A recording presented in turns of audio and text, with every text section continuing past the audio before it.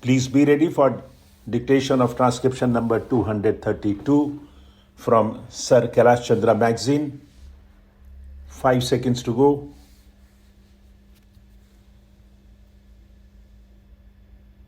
Start. Mr. Vice Chairman, Sir, thank you very much for having given me this opportunity even on the first day to speak on this child labor bill. Sir, I support the bill. The bill seeks to give more benefits to the child labor which is being employed in our country. Sir, I would like to submit that in our country, even 100 years ago, when Britishers were ruling us in 1881, when Lord Ripon was ruling our country, a bill was introduced in that children below the age of 7 years were not allowed to work. But in 1934, there was an amendment brought. The hours of work were considered as 5 hours for the child labor. They brought several other legislations, the Factories Act, the Plantation Labor Act, and so many other acts for the purpose of protecting the interests of the child labor. Sir, there are about 16 million child labor in our country. Of them, 10 million are employed in the urban sector and 6 million in the rural sector. Even in that, the agriculture sector alone is absorbing more than 78% of the child labor in our country. If we see the commerce and industry sector, the child labor employed there is more compared to what it was 10 years back, in spite of the welfare measures taken by the government. In spite of our saying that the child labor should be minimized, we find there is a spurt in their employment. The child labor could not be contained because of the socio-economic conditions. I would like to submit the very salient points which have been given in the bill itself by the Honorable Minister. When the Honorable Minister became the Labour Minister here, he went to the state of Tamil Nadu, especially to Sivakasi, and saw that more than 50,000 children are being employed with wretched conditions. There were no safety measures for them. Health hazards were there, and the children were not given vocational training.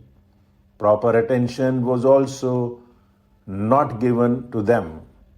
This bill seeks to prohibit the child labor in particular hazardous industries and regulates the employment of children in other industries. A schedule has been given for the purpose of giving employment to the children with lighter conditions. The children who are employed in such conditions should be given protection. I would like to submit further that the children who are being employed are coming for work because of abject poverty. We cannot all of a sudden eliminate the child labor for the simple reason that about 40% of the total population is living below the poverty line. Therefore, the children who are coming from the rural areas and also from the urban sector are actually helping the family, though they do not go in for education. In such a condition, I would like to tell the Honorable Minister that in the organized sector, this legislation will work well, but if you go to the unorganized sector, like the construction industry and also the agriculture sector, this will not work. I would like to suggest the Honorable Minister that he should see that this act is to be enforced with full strength, because the child labor is exploited by the employers for the simple reason that they can be paid low wages and made to work for 14 to 16 hours, or according to their whims and fancies. Now they have to give minimum wages as is required under the Act. Then I would like to stress upon the point that the children's health is not given due consideration. If we go to the restaurants, tea stalls, or factories, we see their wretched conditions. In other areas, we find that the children are not given the benefit which an employee is being given. That being so, bringing in this legislation would help improve the working conditions of the children who are helping their families by working in factories, plantations, and in agriculture.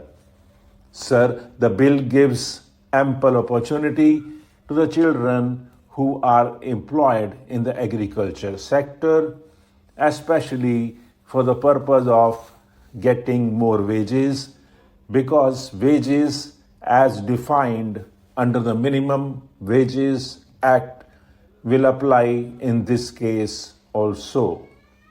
On the whole, we find this bill as a social legislation which actually gives benefit to the children who have been exploited by the employers in various fields. The last point I would like to make is with regard to safety measures and health conditions. The Honorable Minister has given these items under the general category as has been given in the Factories Act, and said that the same measures would apply here also. But I would like to suggest that the Child Labor Bill 1986 should have a separate clause dealing with safety measures and health conditions which can be enforced effectively by the authorities concerned.